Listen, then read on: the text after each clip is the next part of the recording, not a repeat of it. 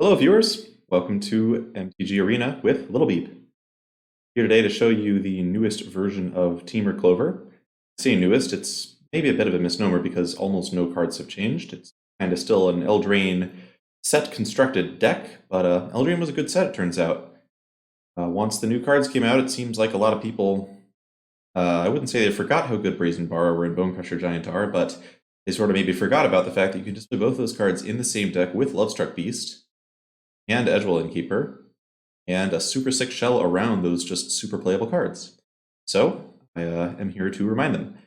So far, with the current version of the deck that I'm playing, I am 57-13 on the Mythic ladder for an 81% win rate. Obviously, ladder stats are not everything, but this deck genuinely doesn't feel like I'm just beating up on Brews. It really feels like what seem to be the two most popular decks in the meta right now, Mono Red and Blue White, are just both fantastic matchups for us. So these stats are going to cover both seasons of Arena, so they're not always going to cover the most present decks, but almost all my Blue White matches have, of course, been against the very popular version of the deck that's been happening recently, and I think probably something like 20-2 against it at this point in the season. It's just their cards don't line up well at all. Maybe we'll get a chance to see that in the video.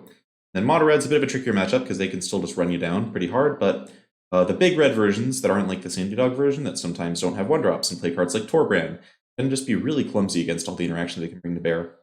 And I found that to also be a pretty darn good matchup. So I'll just show off the list for a bit and then we'll jump into some matches.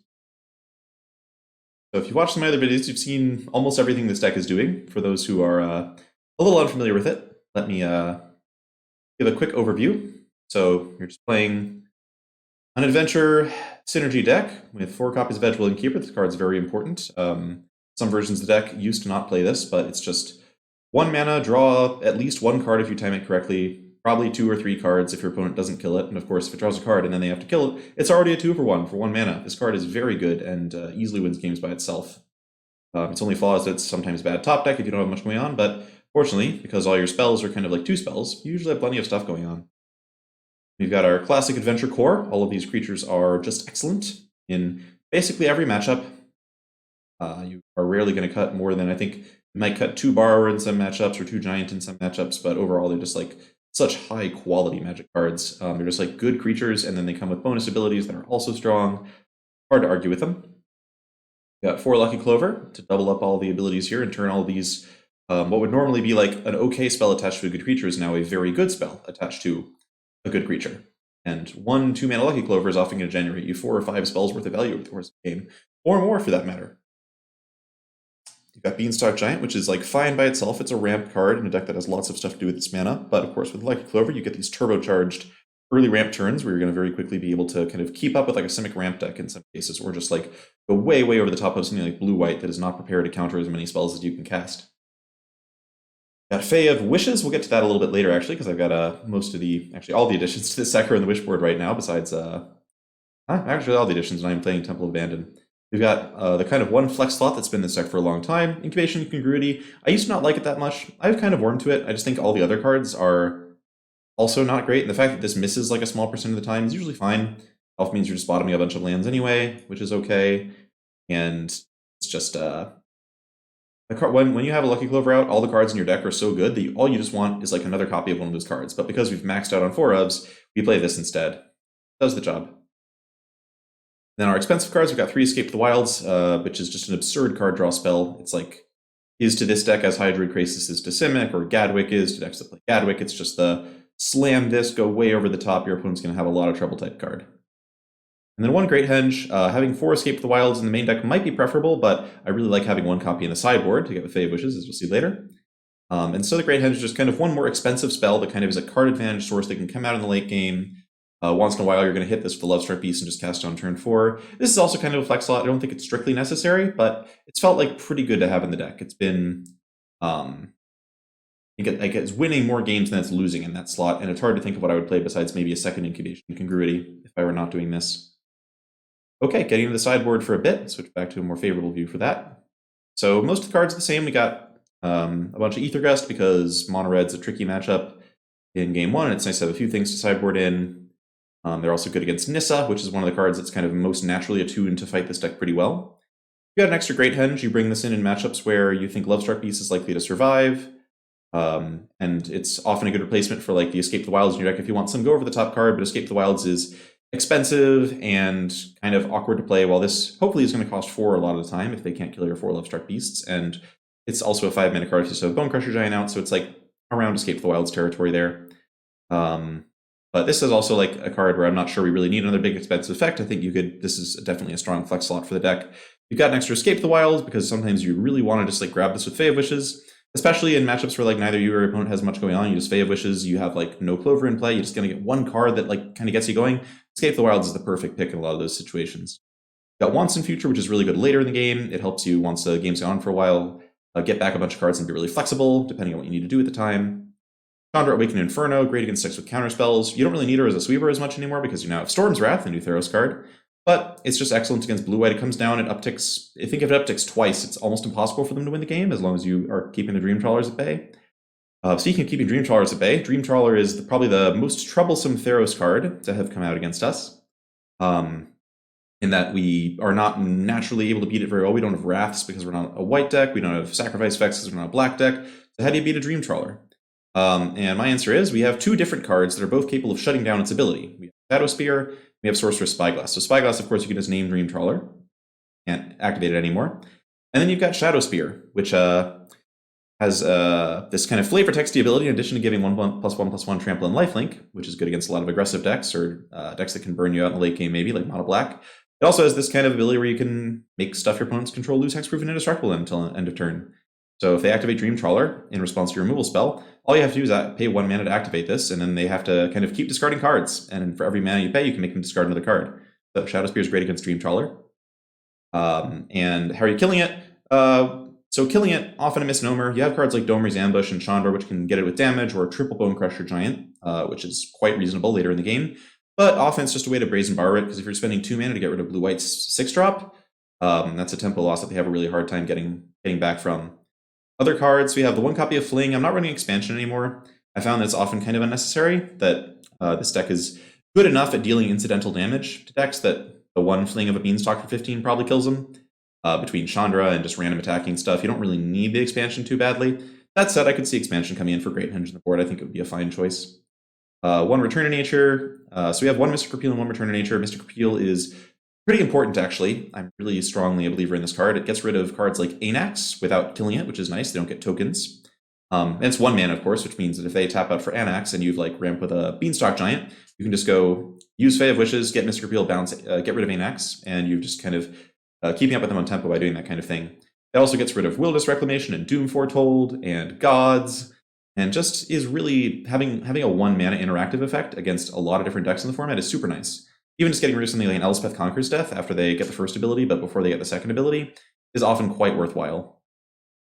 Return of Nature here, just because I want to have something that can kill an artifact, because people do play cards like the Great Henge or Witch's Cauldron. Is that the one? Witch's Oven, sorry. It's been a while. There's not a lot of food in the ladder now, thankfully. It's nice for that kind of thing. And of course, it's the second Mystic Repeal effect quite often as well. Embercleave also kills Embercleave, notably, although usually you have Aether Gust for that. And then I think 1 more card I want to talk about, the last one on the sideboard, which is not a new card, but it's a new addition, and one that I'd considered and never really tested because it seemed like kind of a gimmick. It's not a gimmick, it's Pause for Reflection. This might seem just like a bad fog, but it's actually a very good fog. Because it's essentially a card that in a lot of situations you can use Fae of Wishes and use all your mana, and then you just get to cast this card for free, and it just shuts down a lot of what a lot of decks are doing. For example, against Mono White, this just makes them skip their whole turn. Green-Blue, at least in game 1 if they don't have counters, it just makes them skip their whole turn. I mean, they can ramp and they can attack you and they can build their board, but often if you're trying to set up a kill, or you're trying to set up a sequence of plays that's going to get you back in the game against these decks, all you really need is that 1 key turn. Or if you have a Fae of Wishes and a Lucky Clover and you get Pause and Once in Future, you can get 2 key turns. And because this deck is so flexible, that gives you lots of time to set up other stuff, because you have just so many cards flowing. Return of Nature, Pause for Reflection has won me a bunch of games. It's a great card. And you have to be careful with it, because Bone Crusher Giant, if your opponent casts Stomp on you, this card no longer works for the turn. If they have Questing Beast, this card doesn't do anything, so you have to be careful. But I've just found it to be a super good flex slot against aggro. I could see cutting it, but I've been pretty impressed. Okay, so without further ado, let's go see the deck in action. With no further ado. no further. That's the phrase. Okay, we're just gonna jump in where I think at rank, let's quick check here. Rank 2 right now, so we decayed a little bit since yesterday when I was rank 1. Let's see if we can get it back. Of course, I've been a lucky streak, so it's about time for me to run into some kind of nightmare matchup like Temur Reclamation. But whatever, let's play some good matches of Magic. Okay. Opponent's Mythic. Reasonable rank here. Let's fight. Hand is really good. I love it. After a while playing Temur Clover, you get to recognize when a hand is good without even really having to look at it. You just see these 3 colors. You see some spells, and it's like, yeah, I can keep this because all your spells are good. That's the secret. So the way we're going to deploy in this game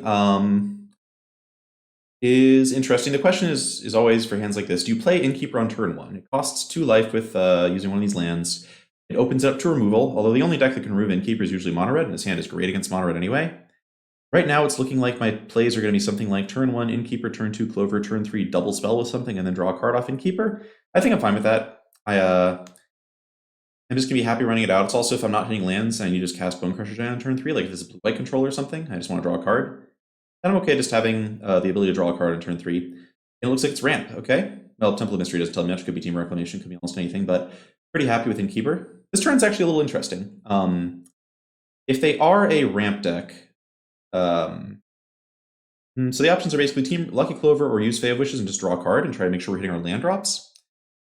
Sometimes you do actually just play Fae of Wishes as a 1/4, even if it's not like a great card in the matchup, just because it can help you hit land drops for later. I think right now we're like 2 turns off of maybe able to wish with this, which could be pretty good. I'm just going to cast Lucky Clover. Having double stomp against a Leafkin Druid could be really good, for example. Or just being able to hold up double stomp next turn. They'll maybe Paradise Druid and Arisen Reef. Realistically, this person's probably just playing Wolf Willow Haven and Growth Spiral. Oh, nope, Paradise Druid. Okay, cool. All right, so now what am I doing? Didn't draw the land. This is an interesting situation. The problem is on turn 4, these decks often don't do much. Like if this is like blue-green Flash, for example, I'm going to feel kind of silly just holding up Bonecrusher Giant if they just pass the turn back. One option would be just to cast a Bonecrusher Giant here, because Bonecrusher Giant throwing around damage is not necessarily going to be that useful, and having like a clock is pretty good in some cases. And drawing a card is nice, because I really do want to be hitting a land drop next turn. I don't have double blue, otherwise I might just cast Borrower. I think because I have double Borrower to like interact with the board, I actually just want to cast a Bonecrusher Giant this turn. And see what we draw before we decide whether to attack with Innkeeper or not. Hit a land, perfect. All right, so now, because I have this double Fae of Wishes, I am super happy attacking with this. My opponent wants to block and slow themselves down, that's totally fine. If you do turn out to be blue-green Flash, we're going to crush them this game because they're not going to be able to keep up with all the Brazen Borrowers. But let's see. Let's see what's going on here. Nope, okay, probably some kind of ramp deck then, that's okay. Burrow, not a really big threat right now. Oh, Sultai, okay. That changes things up a little bit, maybe? Okay, they're casting their Paradise Druid, sure. The thing I'm thinking about now is the possibility of Casualties of War, which of course, given what's on my board right now, could be kind of annoying. Being able to kill a Clover and my only blue source would be pretty bad. Nissa we can beat pretty easily if we just Lovestruck Beast, double token, and then cast Lovestruck Beast. The question is there something I'm supposed to be doing in case of Casualties of War? I feel like just drawing a card and making a bunch of creatures is probably going to be the best thing I can do in this spot anyway. I am notably not going to attack with Innkeeper this turn, because if they have like land casualties, I would rather they not be able to trade with Innkeeper and then kill my other stuff. I'm just going to go for this. Just play out my spells, attack with Bonecrusher Giant, get in there. The only card I'm scared of is Casualties of War, and it should be pretty survivable, although I would like another blue source here, or like a Beanstalk Giant. Alright, that's not bad either. Now if I get any other land, I just get to play another 5/5 next turn, and the opponent's nowhere near being able to get Uro back out of the graveyard, so yeah. This deck's usually not aggro, but against these kind of rampy decks, often you're just trying to play all your critters. They could Ritual of Soot, of course, but if they Ritual of Soot, they're taking out 2 of their own lands. That's fine by me. Just double Fae of Wishes the next turn, and it's cool. Nope, Casualties of War coming out, although they're going to have to tap out for that. What do they even kill, I wonder? Okay. So if I draw Bonecrusher Giant, that'll be pretty fun. Would love to get Bonecrusher Giant here. They're taking 11. They're taking 11 this turn. Temple of Mystery, okay. Not bad. Do some tricks here. So I'll play that one out. Definitely just going to keep that second island so I can cast these Brazen Borrowers, since my opponent's life total is going to be in some serious jeopardy here.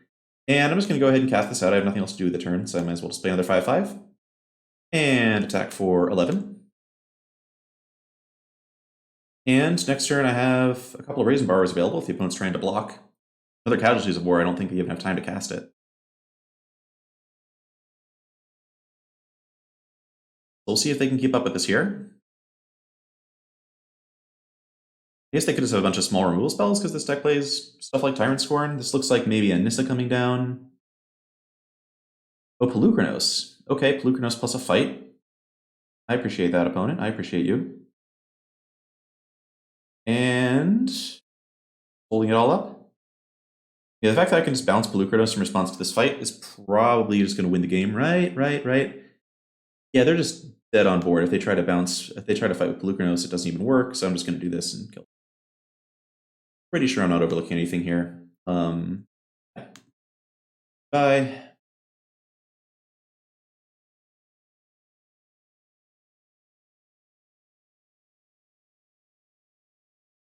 Okay, well, they have successfully fought my Bone Crusher Giant, and they are dead. Okay, so they actually like a pretty reasonable start. We just had a really fast, aggressive draw on the play, which is one of the many things this deck can do. Okay, so against the Casualties of War deck, we definitely want a bunch of Ether Gusts. In fact, I'm just going to bring in all the Ether Gusts. I think there's always a question of leaving one on the board because sometimes it's nice to be able to preempt a Casualties of War by Fae of Wishing for an Ether Gust in advance to shut that down. But it's just very good in the main deck, and so it's a hard card to turn down, especially because it just like stops Nissa for a lot of value, which is good. Notably, we don't need to have one of these to stop Nissa because we can just bring in Domer's Ambush and usually get rid of her that way. I guess if I'm in a position where I have 6 mana and a Fae of Wishes, I can probably recover from Casualties of War reasonably well anyway, although it's a tough call. Let's see what I want to sideboard out first. So I don't like the Great Henge very much. I do like Escape the Wilds a lot. They're probably not going to be running a bunch of counter spells, at least ones that are efficient against Escape the Wilds. And the Great Henge just dies to Casualties of War. So I would rather just bring in a card that puts a bunch of lands and other stuff into play, which is the best way to beat Casualties of War with this deck, is just have more stuff than they can kill, as you saw with that last game. Going to bring out Incubation, Incongruity, and 1 Fae of Wishes here. Fae of Wishes is just a little sluggish in game matches where the body doesn't matter. You're often going to bring out a copy. And then the question is basically, do I cut like another Fae of Wishes or something like a Bone Crusher Giant to bring in another Ether Gust? I think on the draw, I'm okay doing that. On the draw, they might get off to a pretty fast start, and it'd be nice to have some efficient answers to their stuff. And the question is, do I cut Bone Crusher? Do I cut Lovestruck Beast? Lovestruck Beast is an interesting one to cut. If they can kill 1/1s pretty easily, this is the one that doesn't get any value ahead of time. But it's very good against Nissa, so that's a challenge. Maybe a Borrower. Borrower's kind of inefficient. It's good against Nissa, but I have the Ether Gust. I'll cut a Borrower here. All right, that's the decision. Little Ramshackle, I do things a little differently every time if I'm like testing out a kind of unusual matchup like this one. Sultai Riptide's actually pretty good. I've lost to that one a couple times just because Casualties of War at the wrong time can be pretty bad. Definitely one of the scarier decks to run into. But having that first game win feels good.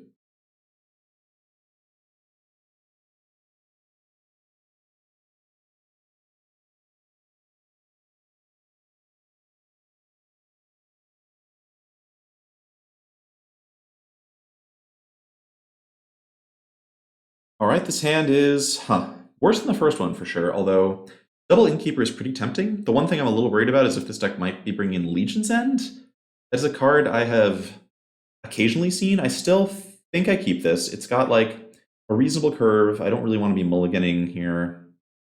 This deck you tend to want a lot of resources. Having Escape the Wilds is great. It means if I'm drawing lands, I'm just drawing my way toward Escape the Wilds. It's a close shave. I could see mulliganing this one, but Double Innkeeper is sometimes pretty hard to turn down. Okay, Beanstalk Giant's a reasonable draw. That'll help me get to Escape the Wilds, maybe on turn 4, if I have to go in that direction. Notably, also a hand where I'm like pretty okay trading off an Innkeeper against an early Paradise Druid if it comes to that. I think they just play a Paradise Druid. I'm likely to just attack, because I just want to slow them down until I can cast Escape the Wilds safely. That's my priority here.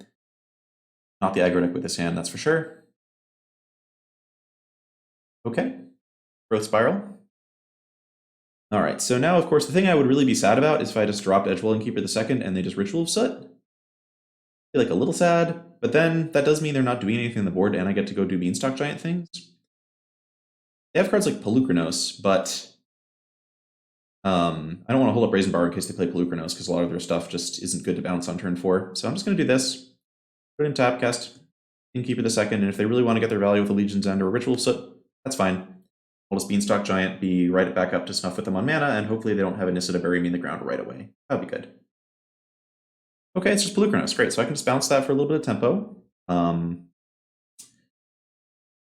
And they are going to get to cast a Nissa if they have another land and a Nissa here. But so it goes. You can't beat everything, and I would rather not let things start chewing through my Innkeepers. So let's bounce it and hit him for a couple.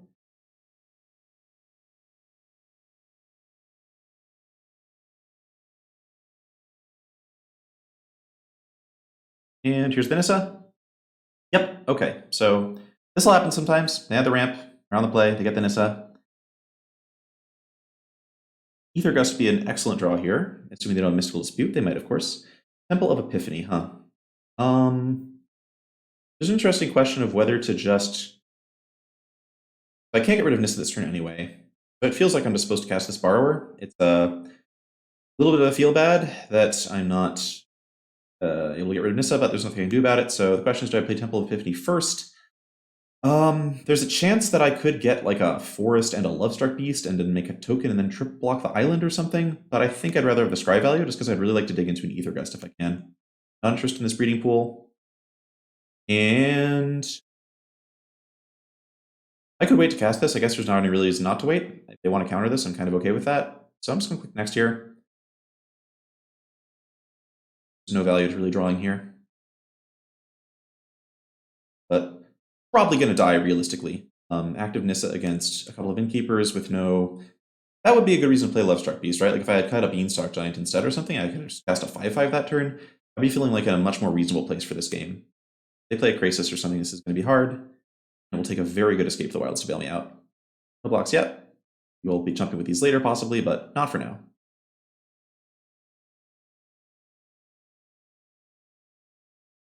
Smells like Krasis. And yep, smells like a classic Krasis indeed.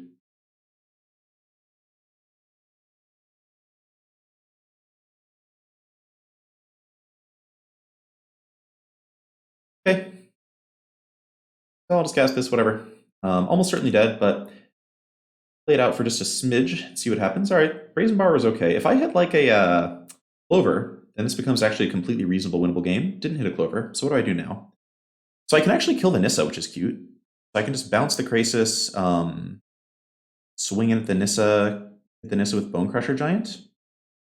It's not like fun. It's not like a great thing to do, but I'm going to do it here. We're just going to fire this one off, and I can't Beanstalk Giant or anything to be super efficient here, so we'll just go ahead and bounce the Krasis. They probably have another Nissa. Like, they're probably going to win this game, but we're going to put up a fight just for the heck of it. Do this.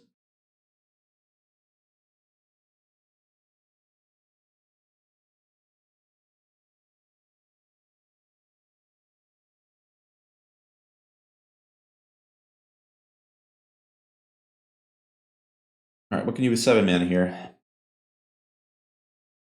Lukernos plus a fight, I guess, is one thing you could do. Not in a position to get Ritual of Sooted out here. We are going to be drawing a lot of cards. Possibly.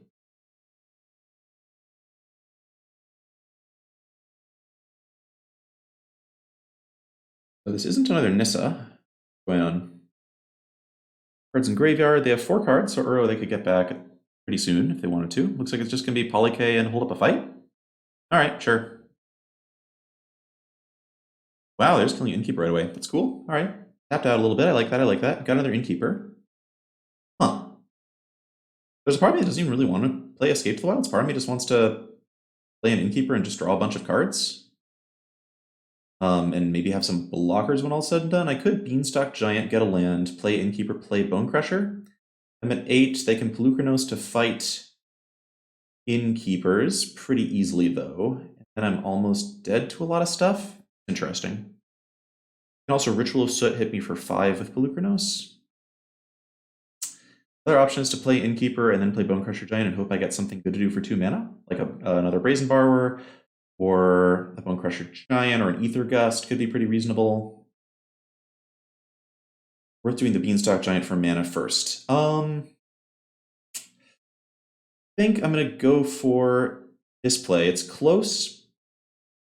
Very close. I'm not sure what the right play is. I'm going to leave up the Stomping Ground because I want to be able to play an island and then have access to any of my 2-mana spells here. Okay, Lovestruck Beast is pretty good. Oh, Aether Gust is really good. All right, so what I'm going to do now is I'm going to play this out. Another question is, do I try to play Aether Gust on the Pelucrados like now, just to get rid of it for a little bit? Or do I wait and hope they try and like tap to fight something? Problem is if they have counters, they can just counter my Aether Gust pretty well. So I should not just get rid of Pelucranos. Given that this was like the best thing they could do last turn, was just play up Pelucranos. Get rid of it. Like, go away. Shoo. I don't know why they're pausing. They're just choosing where it goes. Okay, they just put it back on top. That's cool. Let me hit with this Brazen Borrower. We are getting a little low on life, but Lovestruck Beast is going to be able to defend us for a little while if the rest thing next turn is just Pelucranos fight again. It looks like they have something better to do. I wonder what it is.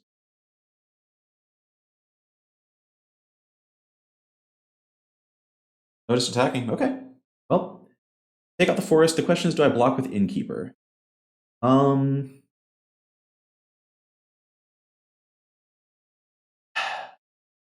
The one thing they could do is Casualties of War, but I don't really care because I just play Escape the Wilds. I think I'm going to try to keep my Life Total high thing. This smells like it might just be Ritual of Soot. I'm really not sure, though. That was a tight play, a tight call, and it could have been the wrong call. I'm not sure. Like, we're doing okay on board because we have this Lovestruck Beast. They have to actually do something.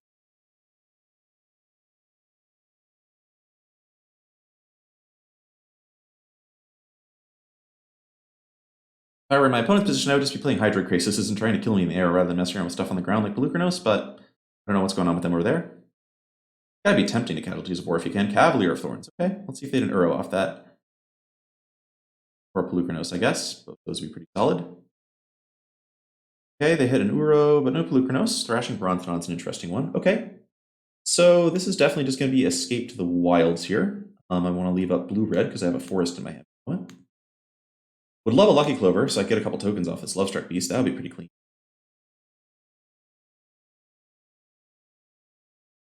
Still no Lucky Clover, huh? Interesting.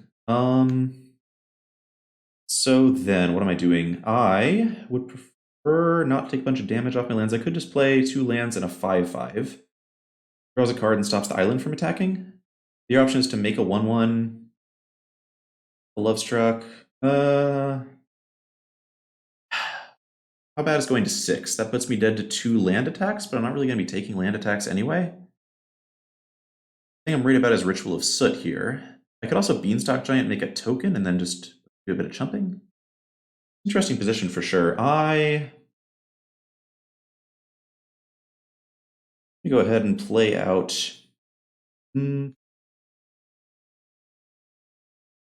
play out the 5/5. I'm running out of time here. I'm a little bit confused about what the right play is. Definitely non-attack with Brazen Bar, of course, because they have Cavalier Thorns out. That was tough. The fact that I still haven't hit a Clover here in my top 24 cards is going to make this one a pretty tough game, I think, because they have this big creature. It's going to start chewing away at me pretty fast. They have a lot of pretty scary options here. They could go like Ritual of Soot and Uro, which I wouldn't like very much at all. This smells a lot like Ritual of Soot and Uro. Yep, okay.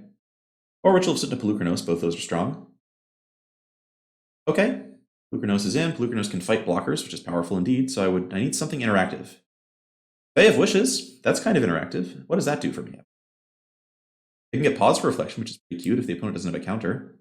Odds that the opponent has a counter are maybe a little too high. I can also go get Storm's Wrath, which reduces Pelucranos to a 2/2. I can then shoot the Cavalier of Thorns, and my opponent can get back a Nissa, which sounds pretty bad. I don't think I like that very much. So I'm at 3. I guess there's not a really big difference between going to 3 and going to 1 here, huh? Really nice if Fae could get some good card advantage, but I've just been like, I haven't had really time to deploy these Beanstalk Giants this game, so it's been tough to use Fae for that purpose. Can't get Aether Gust because I have my Aether Gust in my deck right now. Or if it is just Pause for Reflection. Like, definitely just has, I'm definitely just dead if I get Pause for Reflection counter, but in fact, I can just play a Crisis as well. I feel like I need to be doing something to like start advancing my board position a bit here. Getting Shadow Spear could be. Let's see. 9 mana. Okay, I have figured out my plan. I am going to do token off Lovestruck Beast, cast Lovestruck Beast,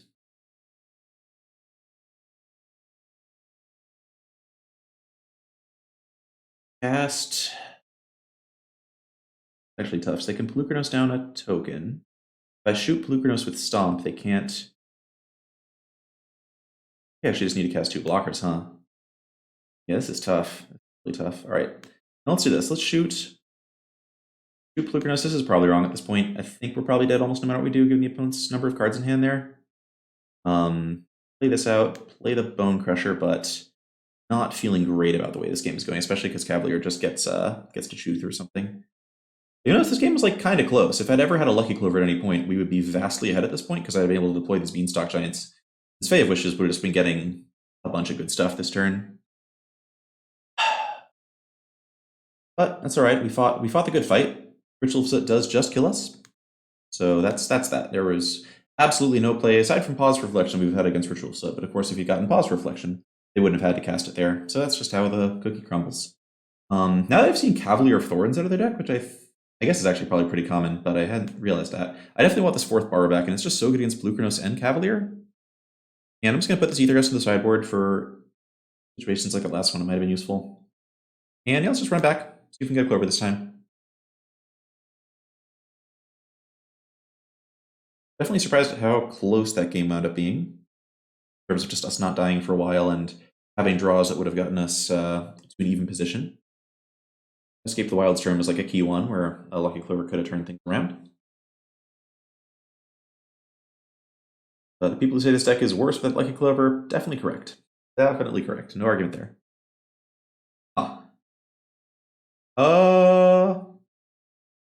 Yeah, I think the fact that this hand is reasonably aggressive, the fact that I can get a Lovestruck Beast down on the play, and I have some good interaction makes me want to keep it. It's a close call because I don't have that red mana, but Temple of Mystery being able to scry is great in this kind of situation. I'm going to dump this Borrower because I really just want red mana and Lucky Clovers and Edgewelling Keepers. That's the kind of stuff I'm looking for with this hand. Beanstalk Giant's also okay. It's not great, but it's okay. And I'm just going to play out a Lovestruck Beast this turn. If I get a 4th land of any kind, that means I can like Beanstalk into Borrower or Beanstalk into Stomp on turn 4. Kind of clean.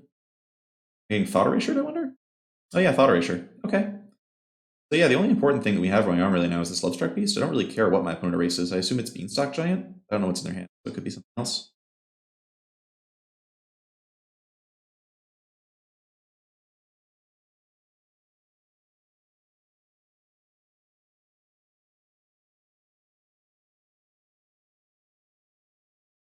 Fae of Wishes. Okay, that is not my first, second, or third choice there, but sure. Hey, it's a mountain. So let's not let on to our opponent that we have that one yet. We're just going to play this 5/5. They can kill it, but if they have to Tyrant Scorn it, that's not so bad. They're not on Death Sprout mana yet. And they did take away our source of like being able to get some card advantage going, but we have 4 Escape the Wilds. Epic Downfall and Lovestruck Beast. All right, it's a fine 1/1. What's really important is that this hand actually lets us successfully pressure something like Anissa, which is super good news. Like we should be able to get through Anissa pretty well. All right, so we're going to go with Beanstalk Giant. Just grab my other mountain here since I have plenty of blue sources. But I'm actually going to grab an island because I want to be able to borrow or stomp. Play this mountain out that I drew. Attack for 1. Not like a fantastic position, but I like doing okay. Like our opponent's going to have a hard time establishing control of the board for a while, so hopefully we can find something like a Escape the Wilds or another Fae of Wishes. Or just an Ether Gust, like Time Walk them at one point would be fine too. Beanstalk Giant's also a card they're going to have to answer in some fashion. The Pelucranos does not answer very well. Alright, so I'm just going to stomp them. 2 damage is not going to do much against most of the deck, so I'll just throw it in now. A little bonus value if they Ether Gust this, that's fine. Okay, they did not Ether Gust it, so I'm going to start by just attacking here. It's 13. Okay, and then I'll just cast the Bone Crush. So I'm going to play Temple Epiphany this turn so I can guarantee get Beanstalk Giant down next turn, even though it means I can't cast a Brazen Borrower. It's a little sad if they have Ritual Soot from here, but then I just cast Beanstalk Giant right afterwards, and they need to remove Beanstalk Giant too. Okay, play out this Temple Epiphany, hold open Brazen Borrower, which they do know about, so let's keep that in mind. Escape the Wilds is perfect. That's exactly what I wanted to see on top of my deck, so I'm really happy about that. They do play a Nissa next turn. I just bounce it in response to them doing the land thing. Then Bone Crusher Giant can just trade with the land, which is fine. All they have is Ritual of Soot. Deal. Okay. And they're not going to be able to stop this Escape to the Wilds, and I still have Brazen Borrower in my hand, so let's just do this. Make sure we leave open some blue mana, so I can borrow a Nissa if it comes down. Draw squillion cards. Okay. And I have 2 land drops this turn, so I'm going to use them both here. One. I actually use a land on the scry here. Let's see. We have. Yeah, I'm just going to take this land drop. I want to make a land drop next turn because I have another escape. I just want to be able to spend mana. Done. Play the Steam Advance untap. So we have the. I guess this Brazen Borrower is the one we need to remember to use. Casualties of War looks terrible against us right now. Cavalry of Thorns looks terrible. Nissa doesn't even look very good unless they have exactly Mystical Dispute. I wouldn't put it past them to have exactly Mystical Dispute, of course, but that's going to be putting them to a pretty low count of cards in hand. That's what they've got.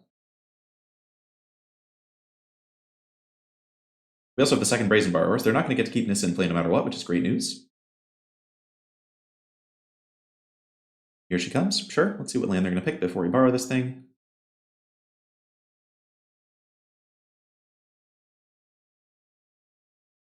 All I can just borrow at end of turn, right? Remember if they played a land. I don't think they... Have they hit a land drop this turn? I guess they did. They did play a land this turn, I think. They only had the 1 Growth Spiral, and that was turn 5? Whatever the case may be, if they have a counter, it's Mystical Dispute here. I think it was stop Brazen Borrower at this point, unless they have like sideboard negate, which I sorely doubt. Let's just let them do their thing and then hit the turn here. Our life total is doing just fine.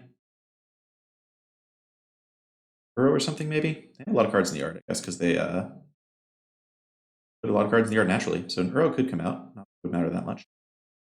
Growth Spiral. Okay, so now they're tapped out of blue mana. I'm just going to go ahead and Petty Theft this Nissa. Goodbye.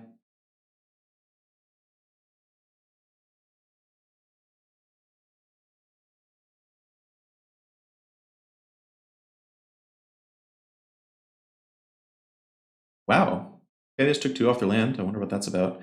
Oh, they could have Ether Gust for Escape to the Wilds, which I guess would be kind of annoying, but I would just put Escape to the Wilds on top, I think.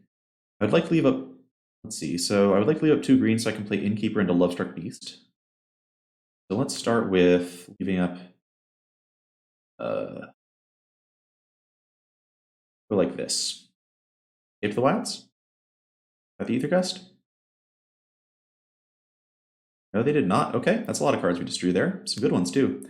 We have the extra land drops, so I'm just going to use them on this and this. And then what? So I do have to... Kind of awkward to play Lucky Clovers because we'd like to go Innkeeper, Lovestruck, make a... It's like cast a Lovestruck. They don't have Tyrant Score, and they don't have mana for Tyrant Score. What's going on here? Let's start with Lovestruck Beast first, I think. Heart's Desire this thing, see if they're going to like do a weird counter spell or something. Okay, looks like no. Keeper.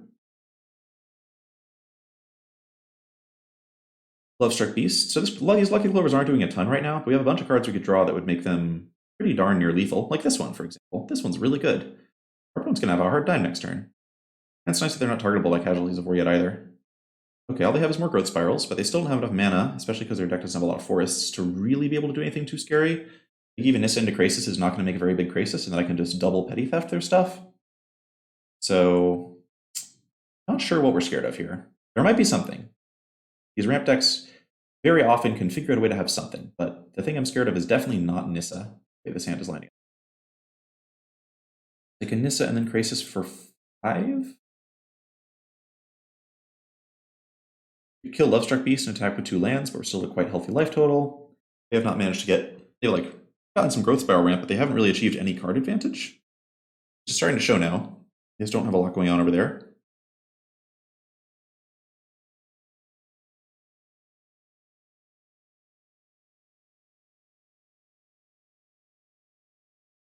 Like, I guess Death Sprout and Lovestruck Beast is probably the most powerful thing they could do, except they don't have double black up. It's Pelucranos. They can't fight with it. Do they have anything else going on? Nope, what a shame. Okay. All right, so we've got a zillion Lucky Clover. They could theoretically have Ether Gust. Let's think about that a little bit, but I don't think about it too much. So we got plenty of timeouts left, which is great. I have access to 3 copies of the card Stomp this turn. plus 2 copies of the card Petty Theft if I want them. I don't want to do 3 because it'll just fizzle anyway. So one option is that I just bounce Nissa Pelucranos and then stomp a land a bunch and then hit my opponent down to almost dead. Kind of tempting. Another option is that I bounce Pelucranos, shoot their land a couple times, kill Nissa. A reasonable option. The question is, how much do I care about really getting rid of this Nissa on a permanent basis? I think I just bounce all their stuff, kill their land here. That feels like where I want to go with this. I'll go Clover. Clover. Basically just assuming, oh, I played too many Clovers. That was my bad. Okay. I'll give him the oops here. That was stupid of me. Okay, well, anyway, I guess we now have an extra Petty Theft in case they have a negate. Bounce Pelucranos. This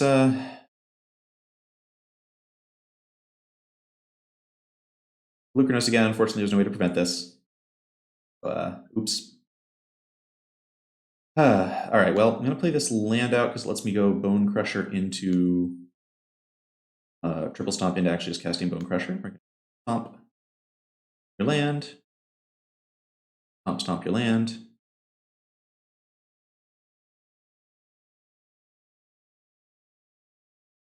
This puts them low enough that they're dead to 1 attack from Brazen Borrower, which is pretty convenient.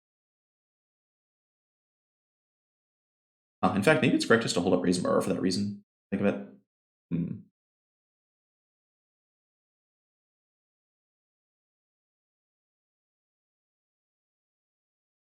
I've noticed my video settings are a little off here, huh? Let me down a little bit.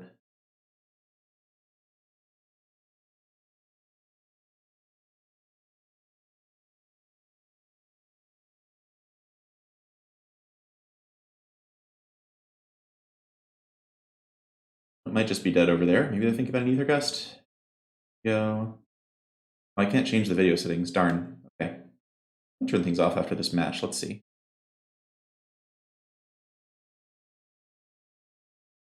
Time is ticking. All right, so the first copy was targeting the land. Target you. Lost track of what was going on here. They could Ether Gust the Bone Crusher now, I suppose, but they're still taking a lot of damage.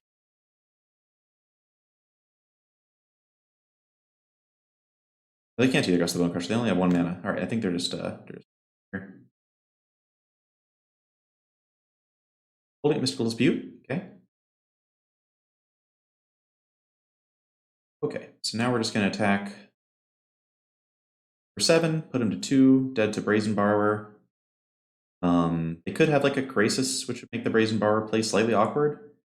Bone Crusher, but Brazen Borrower is much better against Ritual of Soot. I think I'll just pass here. Like a close-ish call. They have mana for, I don't think they have mana for Nissa Pelucranos end fight. So I'm just going to end here and hold up. I guess they could dispute a Borrower. I guess play Borrower now.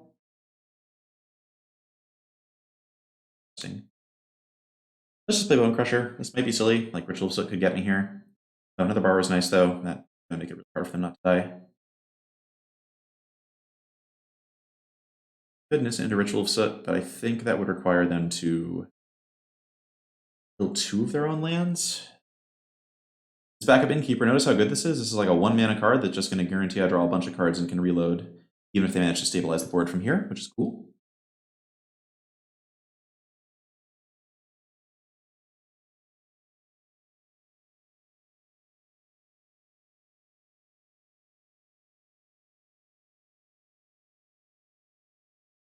Sorry for any video lag you might be experiencing if you're watching this. I'll probably just use Streamlabs. Had clear recordings from them. Feels weird to be doing that streaming, but I can do one of those classic, like, not even looking at chat streams. Why this game is so long, though, opponent does just seem to be kind of salting off a bit. Although I could have been disconnected, you honestly never know in this crazy game we call Magic the Gathering Arena. Alright, well, let's get in and hope they don't have the pause for reflection tech against me.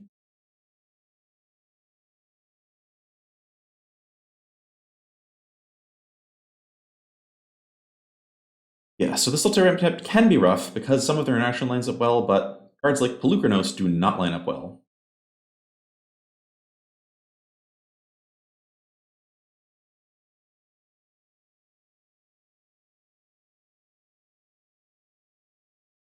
And either cards like Thrashing Brontodon. Honestly, I feel like the try to play a 4-mana card in your ramp deck to kill the opponent's 2-mana card is just about always a mistake. Just do your plan. But I'm not sure. I haven't played against much Temur Clover with decks that were at Temur Clover, so I don't have that perspective really.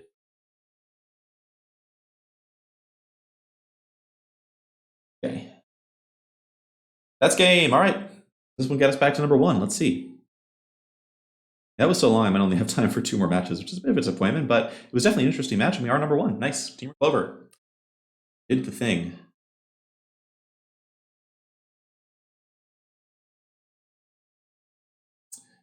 All right. I wonder if changing the arena graphics will help at all. That probably reveals how little I know about video editing. I don't know. Help. Should I stop the recording? Now let's keep going. I think I'd rather just have all of this in one video, even if the quality is a little bit mixed. You can always speed up the video a little bit and get through some of the choppiness if you're seeing choppiness in the animations here. And it seems like people have liked the videos even if they're not always of the highest quality. So let's just run it back. I will say this is the first time I've had Temur Clover going and have not really been strongly tempted to change any card. I think there are some cards that could change, Pause for Reflection, Great Henge, Incubation, but they've all just been good enough that there's nothing I'm clamoring to cut. There's no matchup I'm dreadfully scared of that I badly need some other sideboard card for. I'll admit that's largely because Team Reclamation is terrifying, and there is no one sideboard card that really beats it. In our set? Probably not. Yeah, so I guess while we're waiting for a match, I'll mention this deck's worst matchup seems like it's Team Reclamation. They're just fast. They draw a lot of cards. Their kind of views don't interact with their plan very well. You're not quite aggressive enough to be able to reliably kill them before they can completely overwhelm you with mana. Okay, can't keep this hand. One land in it of my 27. This hand is not good, but it's a keeper. And I am going to dump... So I need these to cast the Borrowers, so I think I'm just dumping the Forest here. It's a little disappointing because I could just take a bunch of damage from my lands here, but we'll see. You just can't multiply on the play, I think, with this deck. It just needs a few too many pieces to come together. So I'm pretty comfortable just doing this stuff. Hopefully bouncing 4 things is going to hold our opponent off long enough that we can find an Escape the Wilds or something. Wow, it's like ramp day. I feel like I haven't seen a ramp deck in a very long time, but they are out. They're out here. They're out here today. I am just going to play out the Stomping Ground here. I don't think it's very likely I'm going to want to cast up through on Flyer. I just don't think we're going to win this game. The way we win this game is by stalling long enough to find something good to do. They play Risen Reef. I'm just going to bounce both their permanents, just forcing them to kind of not have a big board is how we kind of get through this game, I think. There it is. Yep, it's annoying. We're giving another release trigger. I'm well aware of that. I'm going to first just in case it affects the Cry, in case they had a Temple of Mystery. Cool. All right, we're just going to bounce everything, whatever. Have all the triggers you want, opponent. Just want you off my board for a hot second. Innkeeper would be a great draw here. Beanstalk Giant would be a great draw. A lot of very good things we could find. Oh, the opponent discarding a hand size is also cool. Nice Risen Reef, opponent. Nice one. And you even get your value. Sort of. Okay, they discard Arboreal Grazer, which is annoying because it means off that. All right, so I'm just going to play Bars and Borrower this turn. I'm not going to have 2 things to bounce, I'm pretty sure. So play Temple of Mystery, hopefully scry into something good. Scry lands. Okay, I don't think more Brazen Borrower is how I'm going to win the game at this point. I just really need something better than that. Even a Lovestruck Beast would be quite good because it puts a lot of power on the table and lets me punch through to Anissa in combination with Brazen Borrower. I just need something good to happen. Okay, opponent's at least not hitting lands off these Risen Reefs, which is pretty good. Fan of that. Start playing 3/1s and attacking with them. There it is. All right, Lovestruck Beast looks great. This means if they play Cavalier of Thorns next turn, we're going to hit them for a ton of damage.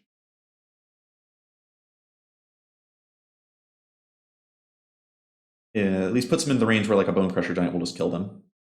Good. They play Anissa. That's not really a big concern. Can kill Anissa with this set of things, I think, pretty easily. Okay, Cavalier comes down. Sure, that's fine.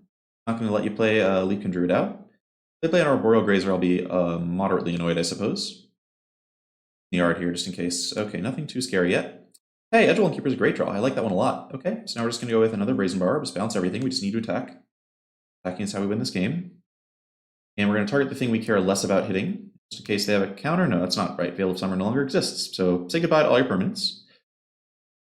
Brazen Borrower is very good. It's a very good magic card. We're going to play that out. Play the Sedgewalling Keeper. Attack. I guess just play the Brazen Borrower, and opponent's not going to be running any Wrath effects in this deck, so I might as well just play the Borrower now. Get around potential whatever counters or whatever they might be playing. Hit another land, but I don't think it's going to matter. I think they're going to have a hard time living through this next turn, especially since they have to block these Borrowers. Like, Krasis doesn't even come close to keeping them alive. No, Krasis barely doesn't keep them alive. Spoke. 2 ground blockers doesn't do it. Actually, 2 ground blockers does annoyingly do it. So if they go Cavalier into like Risen Reef or Leaf Druid, they can kind of stay alive. But we just have a zillion top decks to kill, and Edgewalling Keeper helping my cards cantrip is also nice.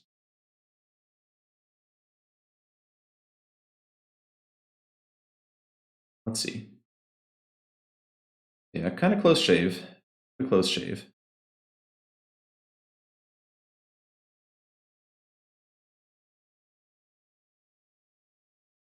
Just need to get 1 spell in the next like couple of. Oh wow, Hydroid Krasis X1 is a kind of a bizarre play. Oh, we just drew the last Brazen Borrower. All right, well, good job, Brazen Borrower. You did the thing. Whatever, sure, okay. I enjoyed that. Imagine they're going to bring in some mystical disputes for this next game. Yay, Temur aggro. Okay. That was fun. I think our sideboard plan is going to be the same as it was the last time, other than we are bringing Great Henge this time because, unlike the Sultai deck, they can't really kill Lovestruck Beast, and Great Henge is a pretty good 4-drop. In games we're playing at Lovestruck Beast early. So we're just going to cut a Fae here. We're going to actually cut 2 Fae. Fae is just like the body is quite bad, and can't fetch Ether Gust. Pretty much the only other thing we're ever going to want is Domer's Ambush most of the time. So bring in a Henge, bring out 1 escape. They're like a little too fast for us to want all the escapes. It's easy to get, you want a bunch of interaction early, you don't want to get stuff stuck in your hand. Then we'll cut the incubation because it's going to lose a couple targets and be much more prone to missing. Occasionally I do want to like cut Beanstalk Giant, but I think one of the main ways we win when we're on the draw is just to have the Beanstalk Giant Clover combination. It's possible that like 3 Fae, 3 Giant is better than 2 Fae, 4 Giant. Fae can block Miscellaneous. Kinda nice.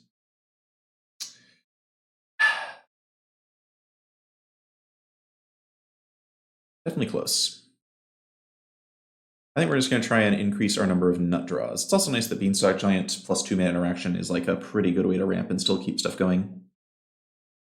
Simic Ramp does not seem like it's a great matchup. I mean, it's a fine matchup. I don't think Temur Clover has that many truly atrocious matchups besides Reclamation. Oof. All right, this hand is oh, it's just not good enough. Turn 4 Escape to the Wilds is just too late. Great Henge is like not going to be played this game. We just have to move out, unfortunately. Oh no. Okay, well, probably going to see a game loss here. None of those hands were good. We'll keep this one.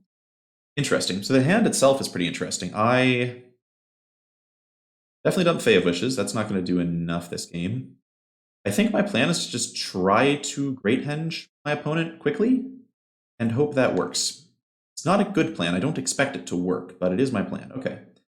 So we're just going to go ahead and I'm going to drop Innkeeper here. They're not going to kill it. If they want to spend their turn 2 Ether Gusting this Innkeeper, that's fine. They're not going to be Ether Gusting my Henge.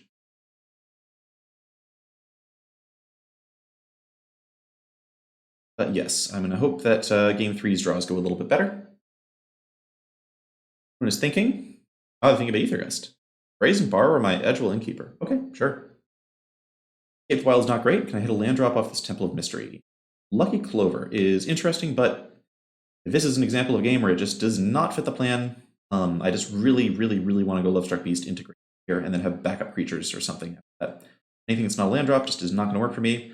Play Innkeeper instead of using the Lovestruck Beast token thing because it means I just can have a better chance of drawing the 4th land after casting this Lovestruck Beast, which is what I'm going to do. If the opponent could keep not hitting lands off the Risen Reefs, that would be great. Uh-oh. Uh-oh. All right. Other Escape the Wild is also quite bad, but any land that's not tap land here. Excellent. Okay, that'll work. That'll work. We're still in this game.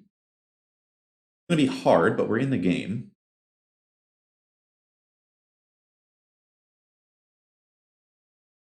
If they do Nissa us, we're going to be in trouble, though. No getting around that. Can't quite pressure Nissa the way this has gone. Yep. Got a Leafkin Druid, too. Arboreal Grazer. Okay, well, a Leafkin Druid. They put a land in play. Okay, well, they might just have nothing. If they have no follow-up for this Nissa, we might be in a reasonable spot. So we just have to Great Henge, no other option here. And not going to bother attacking the Nissa. I think we're going to have to get around her rather than through her, because this Arboreal Grazer here. So just no attacks. We'd rather just be able to block their lands. They have a Hydroid Crisis and Smoked. They can't use this Castle Bantress, which is, oh, interesting. That's a good sign. I think they set a stop so they could try to use this Castle Bantress, but they don't have enough mana for it, so they were forced to draw something instead. If you just get one turn to use an Escape the Wild, I think this game becomes somewhere close to even. They Crisis us, we're probably just... Okay, they throw that one in, which is an interesting choice. I guess it's taking Castle Bantress, hopefully. Is that it? Is that all?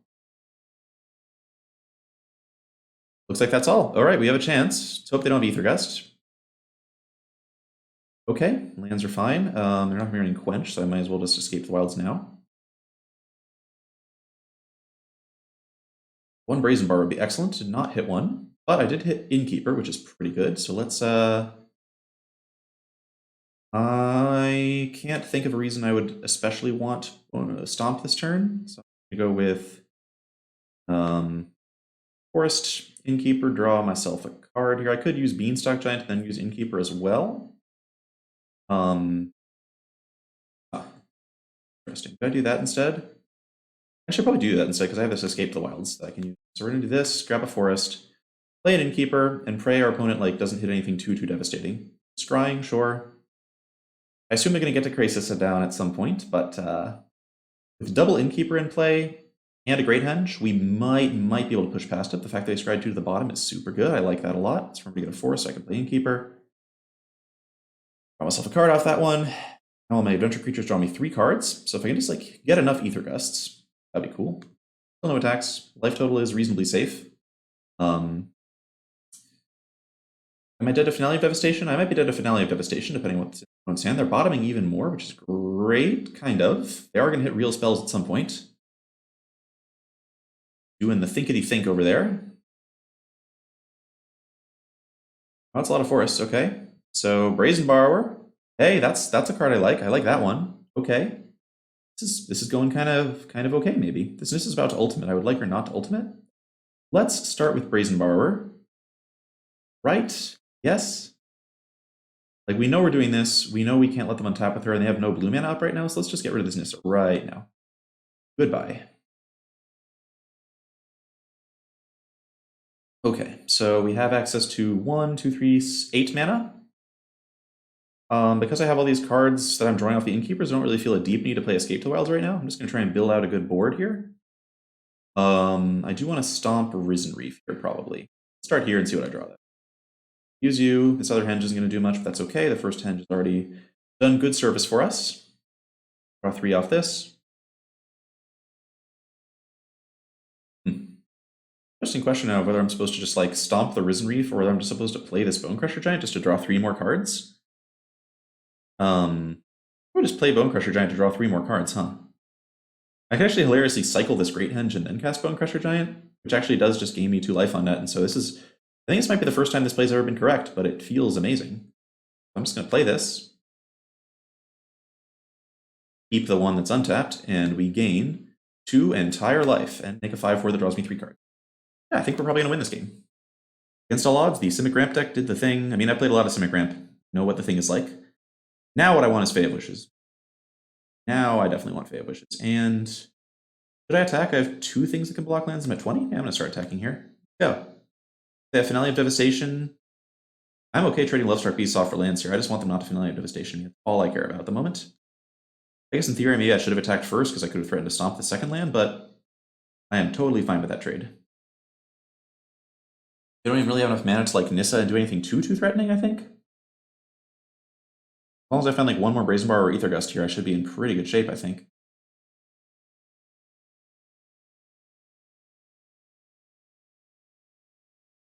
Have hit a lot of lands, but that's okay. Let's start with a Lucky Clover. And the question is, do I Beanstalk Giant first to thin some lands? Oh, no, they just scoop. Okay, that works. I think that was going to happen anyway. I think we just had too much good stuff left in the deck, and we're still number 1. Neato. Enjoy that. All right, well, that was refreshingly quick. Let's see if we can run like mono red or blue white, maybe. One of the big boys of the format here.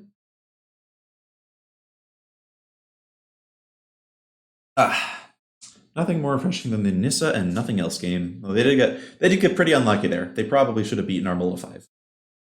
I do notice that Great Henge was excellent there. That is one thing about having the second one on the board, is that it does just give you some broken starts against decks that line up poorly.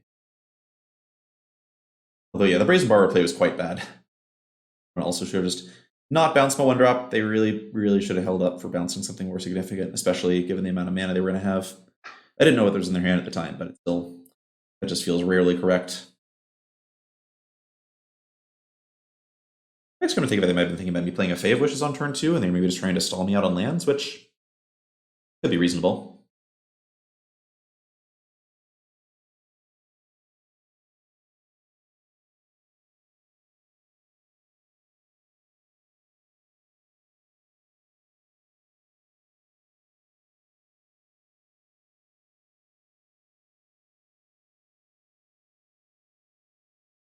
Alrighty.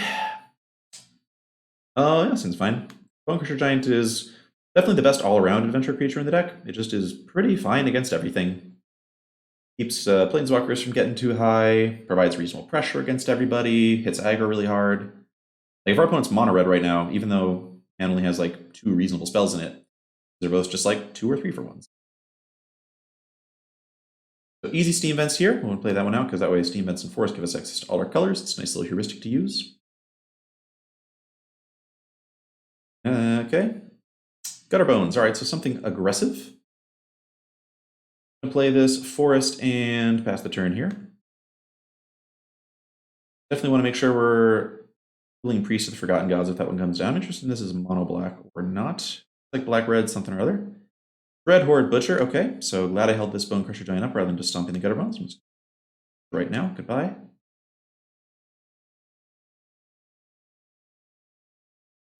And yeah, Bonecrusher Giant, this is a 4/3 body. It's probably going to be pretty reasonable.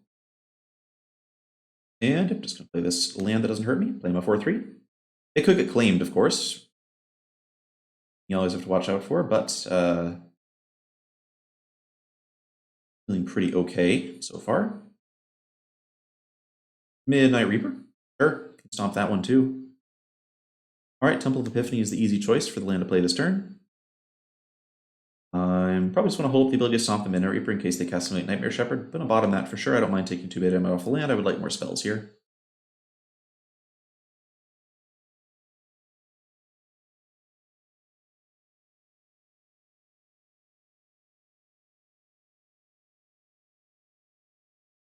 Okay.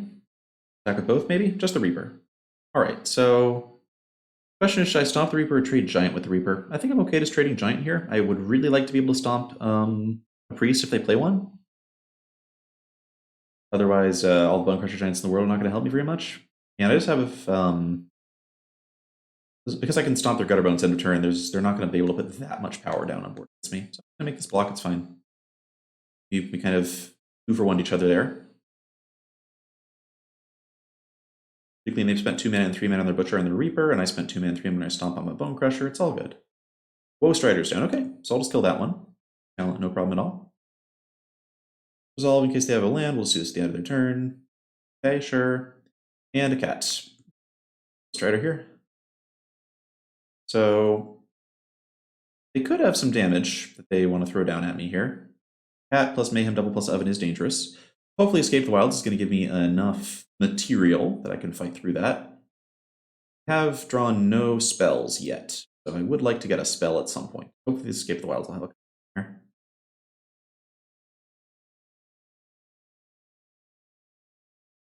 Okay, Innkeeper, it's a spell. Deep one too, I can even block Gutter Bones with it, which is cool.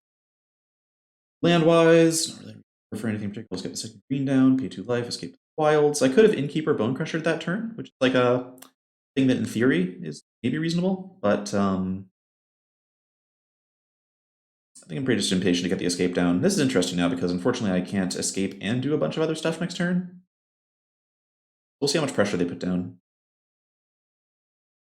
Yeah, I'm pretty into just blocking this Gutter Bones. Just keep my life total high. That's fine. If I can like feel comfortable enough to just like play out this Escape the Wilds next turn, that'll be great. Ghost Rider again, sure. It's not a lot of pressure. I'll do it. Gutter Bones comes back, that's fine. Okay, so super easy Escape the Wilds here. Yep, definitely don't want to lose this one. Not gonna play out Temple of Mystery because I would like to play untapped lands, or like to leave myself the option to play untapped land. Blue for Borrower. Okay, hit some good stuff there. Now I get to go Mountain. So I could go Clover into double Lovestruck Beast, which would lose my double Borrower, but I think getting the Clover down is actually going to be pretty good here. I'm into that idea. So I have 3 blue, 3 green. No more lands over here. Let's just prioritize getting down a little bit more blue. Make sure that we're paying the blue and the red for Clover and double Lovestrucking. So claim the Firstborn doesn't come close to killing us. If they're running like Gray Magic or something weird, we're still alive. No Mayhem Devils, no Ovens. Losing double Raising Borrower stinks a little bit, but Fae of Wishes into Storm's Wrath is going to clear up a lot of problems next turn in like a worst case scenario. And the life total is still pretty reasonable.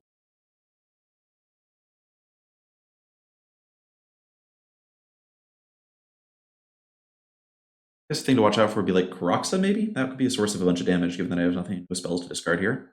Getting in, sure. Ghost Rider, I'll keep this other 1/1 around, I think. Taking one here. I guess I'll just block. It's actually pretty likely I'm just going to Storm's Wrath next turn. I might as well not take a bunch of damage here.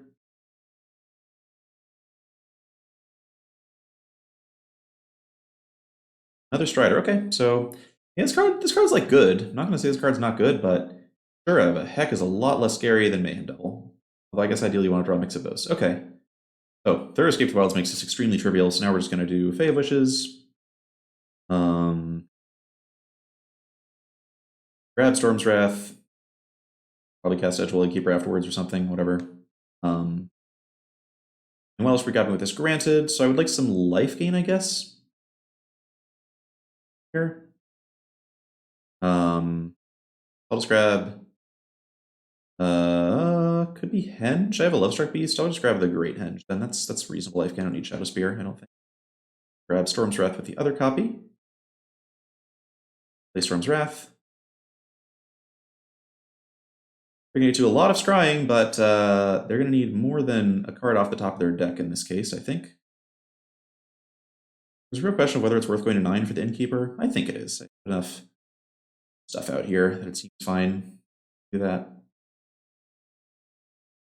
Are there any cards that could conceivably like get me out of nowhere here? Opponent does not think so. Okay, cool. All right then, so this matchup is interesting. They do...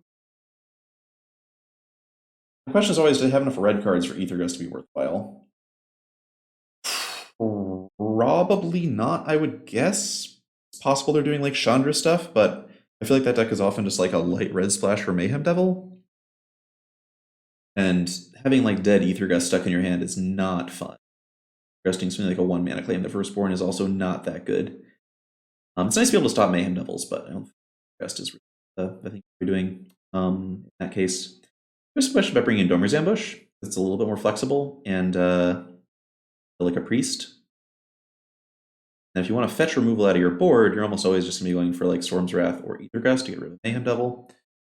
Let's see. Henge is interesting. This is tricky.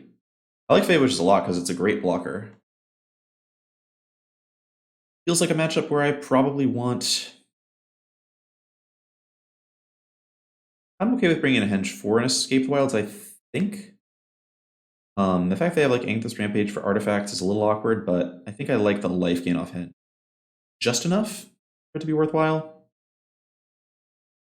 And I will bring in one Domery's Ambush for an incubation, just because it gives me one more out to killing a priest, which is the important thing in this matchup. I think we just do it like that. Pretty uncertain about that, but seems okay.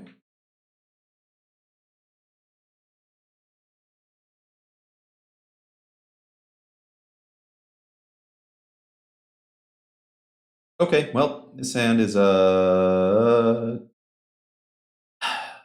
two Scrylands is tempting, because in theory, if any of the top 3 cards of my deck are like a Bone Crusher Giant or a Lovestruck Beast, I'll be okay, because it's like 2 interactive things I'm doing in a row.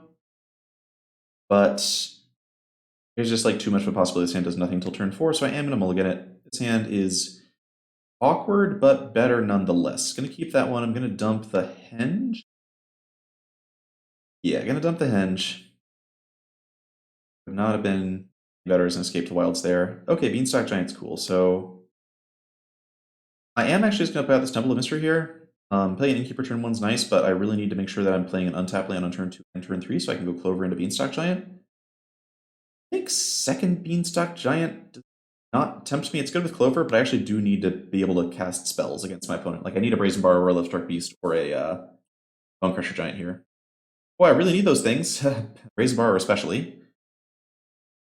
Fate of Wishes is actually interesting. Part of me almost wants to play it just to block Dreadhorde Butcher, but that's really dumb. I should just play Lucky Clover. That's like really dumb, and I should just play Lucky Clover. If I really want to, next turn I can play Edgewell Innkeeper into Fate. Okay. Butcher Smash. This might work. That's a lot of damage. Can I just draw a Brazen Bar right now? That'd be so funny. Another Lucky Clover, huh? Interesting. So options this turn are basically play Innkeeper plus Fae, or Beanstalk Giant and just cast 1 defensive Fae and hold back the Innkeepers. I think it's actually correct to go Innkeeper plus Fae here. Otherwise, I might just not draw any cards if they can just get rid of my Fae of Wishes, which seems really bad. Also, just like having 2 blockers, like Claim the Firstborn or something. What I really need here is just a Brazen Borrower, and nothing else even comes close. More Fae of Wishes are not terrible if they can't get through this. They might not be able to easily punch through this thing as a blocker. Do have to note that I can't get too low on life because Woe Strider just throws these things in my face.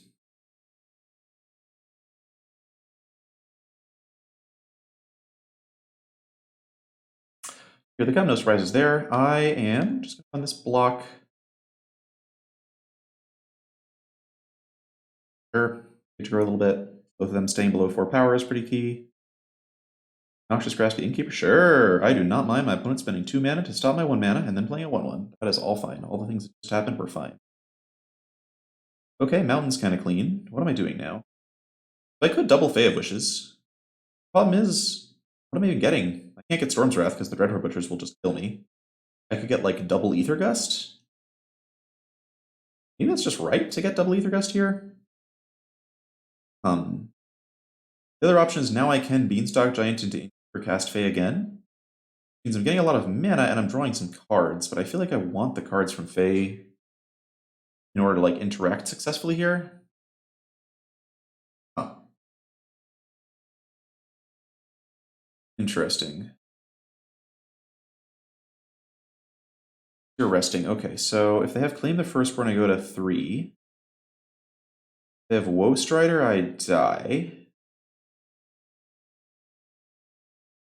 Okay, let's actually do the thing where I don't die to Woe Strider. New decision. We're just going to block. And we're going to hope to hit something pretty good and interactive. I'm going to need to get Island and Forest here because I need to play a blue and a green spell this turn. Play Edgewell Innkeeper. Play another Fae of Wishes. This is like, feels a little bad, but technically the board is stable, and then Brazen Borrower is still just an absurd blowout if I can find one. Not yet, okay. Doesn't feel good. Like, I do not think we're favored here. The fact that we're at a virtual 5 against Woe Strider is not fun. But getting through 1/4s is not trivial for the opponent's deck either. Even one of like Oven Mayhem Devil doesn't really get me now. They would need both. Uh-oh. Is this just using Castle Lochthwain? This does not look like it's just using Castle. Maybe it is just using Castle Lochthwain. Well, I'm.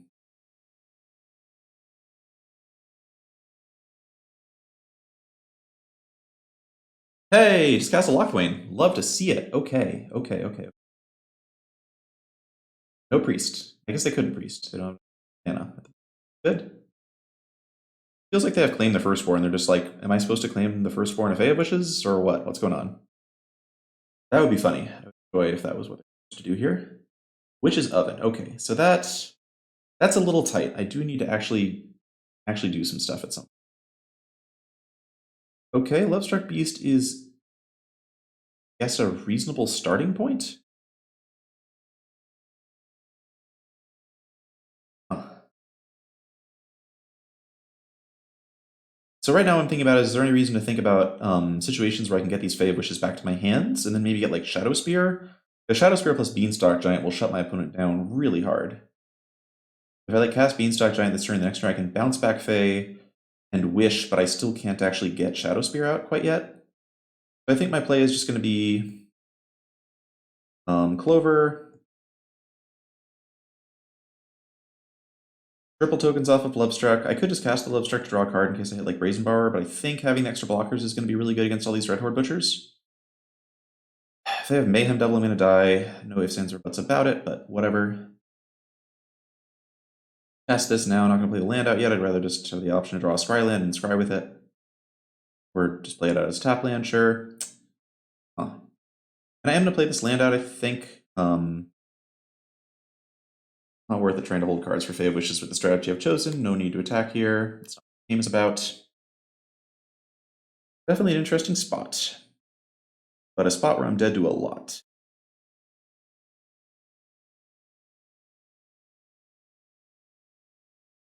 Don't do it. Don't play Mayhem Devil. Have a heart. Oh, how heartless. Am I dead? I must be dead, right? Like, there's no way I'm living. This comes back, gets sacked, dies. Well, okay, they don't have this free source of sacks, so I'm not actually dead here. Very nearly dead, but if I find, like, Brazen Bar, we could still maybe weasel out of this one. I'm gonna try it. Especially since clocks are pretty similar here. But this is not a good situation. This is what happens if you don't have Brazen Bar or Bone Crusher Giant at any. Okay, so we can't draw any cards. We can Fae of Wishes, which doesn't do anything useful because we don't have quite enough mana when all is said and done. So we're dead. Pause for Reflection doesn't matter, I don't think. Actually, maybe Pause for Reflection could matter. I can technically get Pause for Reflection and then like cast it just barely, which stops them from killing me in combat. But I don't see what other card I'm getting that gets me out of this because Storm's Wrath just activates the Dreadhorde Butchers. I guess I haven't escaped the wilds on the board. Okay, let's try that. This is going to be like for fun. I don't expect us to win the game. In fact, I'm pretty sure we can't win the game, but we're going to give it the old college try just in case something weird comes up. You come back. You wish. And we're going to grab... Oh, we have 3 cards to grab, actually. That's interesting. So what I can do is I can get... definitely Pause for Reflection. So as not to die. And I think the other things we're going to want is...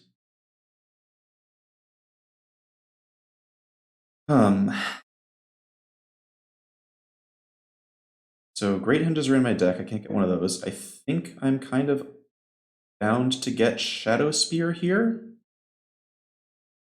And then probably also escape to the wild so I can do some bouncing. Storm's Wrath is tempting, but I'm just going to take too much damage. I just need to find a Brazen Borrower. Technically, that probably means I'm supposed to... Oh, I can actually play Shadow Spear this turn. So they can't kill the Lovestruck Beast, so I'm going to have green mana for Pause Reflection. They can only kill 2 of the 1/1s here, so they cannot stop me from being on Pause Reflection, so I'm just going to pass here. Might as well attack for 1 in the air. Oh, nope, nope, nope, nope. Can't attack. Can't be tap my creatures with this Convoke card, so in the turn. They sack Butcher to hit me, sure. Does that just kill me? The fact they get the food doesn't quite do it, actually? I think I live at 1. I think I live at 1. But I'm going to let the opponent do the math here.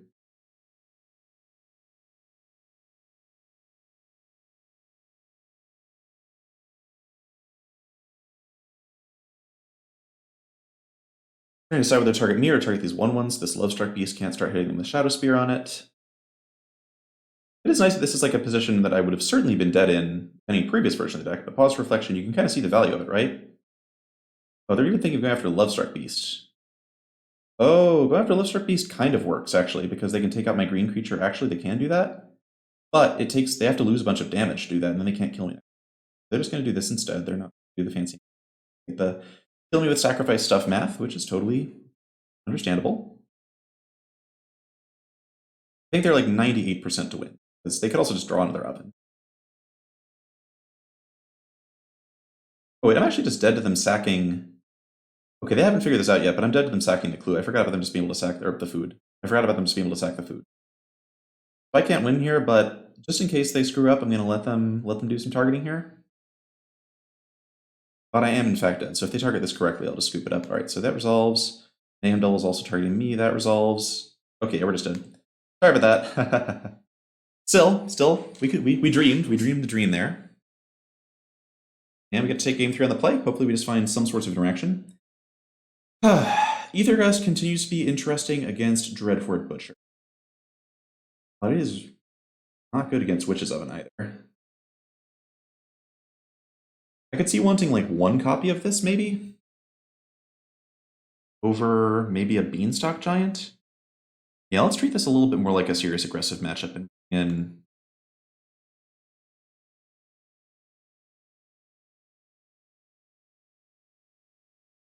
they just get another all Woe Strider draw. Or if they just like have a bunch of Noxious Grasps. Noxious Grasp is not particularly good against us. Even if killing Love-Struck Beast is nice, the fact that you're spending a whole card and a bunch of mana to do it, taking away from your deck's core synergies is, I don't think, worth it most of the time. I mentioned also Black-Red Sacrifice is not an easy matchup for this deck. The fact that they have all that kind of the sources of damage out of nowhere that we can't really stop at blocking. Our deck's good at blocking, but it's not good at stopping Witch's Oven.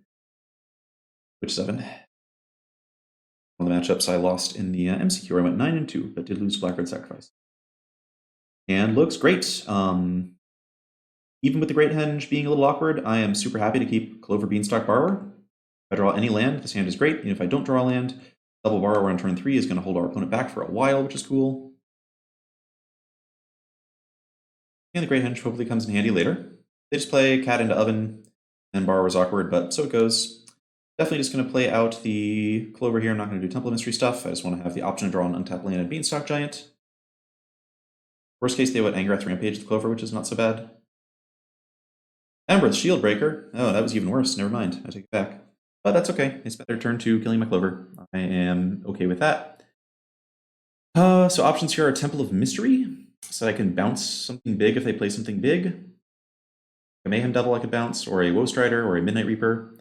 Other options just a Beanstalk Giant now, which gives me the out of finding another land for Escape to the Wild. I think we go for the early Escape to the Wilds possibility here. Island, because this deck's pretty blue mana hungry.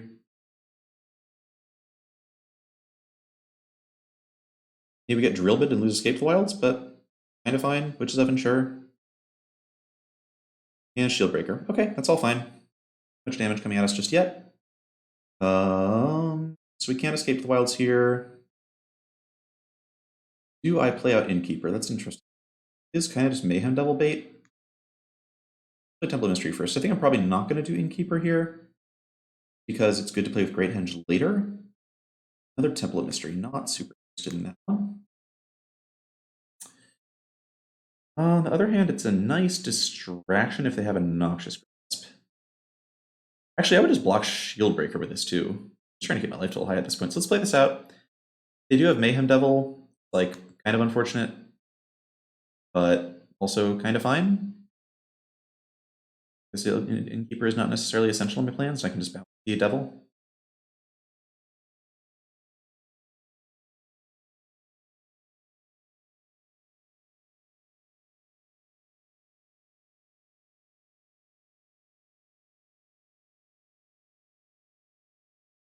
All right, opponent choosing to go in here.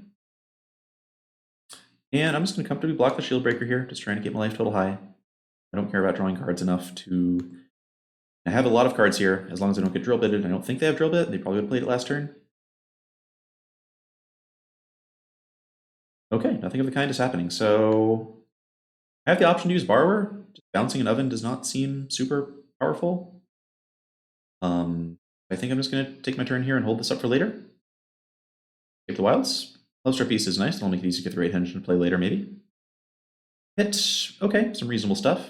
I get to make 2 land drops, which is really fun. Just going to do this. Into Temple of Mystery, scry, and let the scry maybe inform what I'm going to do with the other card here. Another Innkeeper. Don't particularly think I need that one. I'd rather just be hitting. It's good with Great Henge, though. So if I go next turn like Lovestruck into Henge, I can then just cast Innkeeper immediately, which is pretty attractive.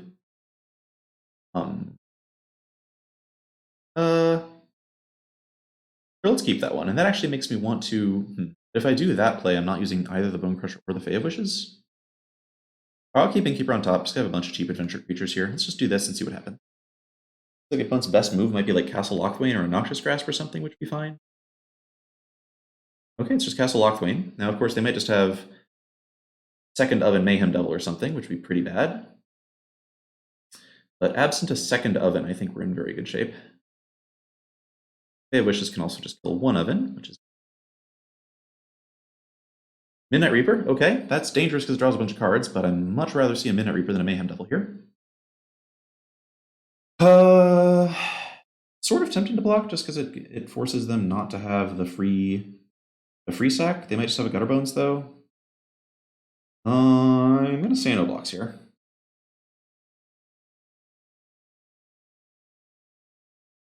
So we still can't take it. We can't rest easy here. Our life total is in a little bit of jeopardy. Drawing cards. They could have a Second Oven at some point. Quite bad. Okay, so now what?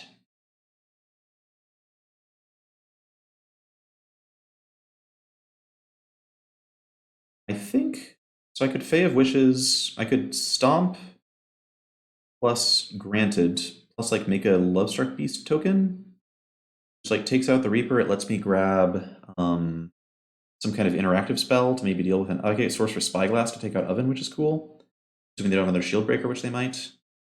Because that would be really strong. Void Strider. I'm like a pretty comfortable life total. Interesting.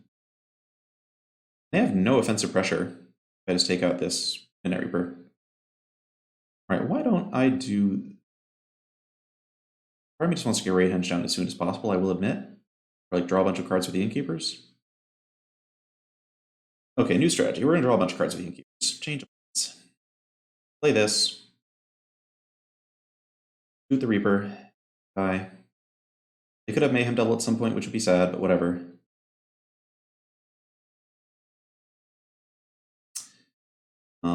Definitely a close call.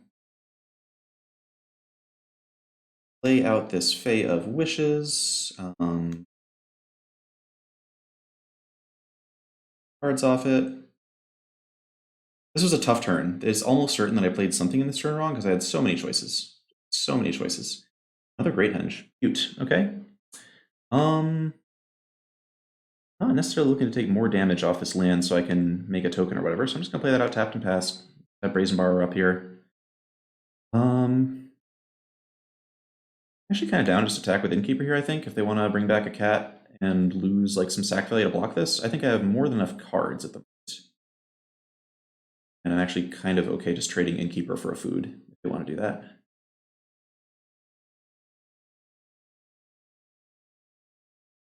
Deal, sure.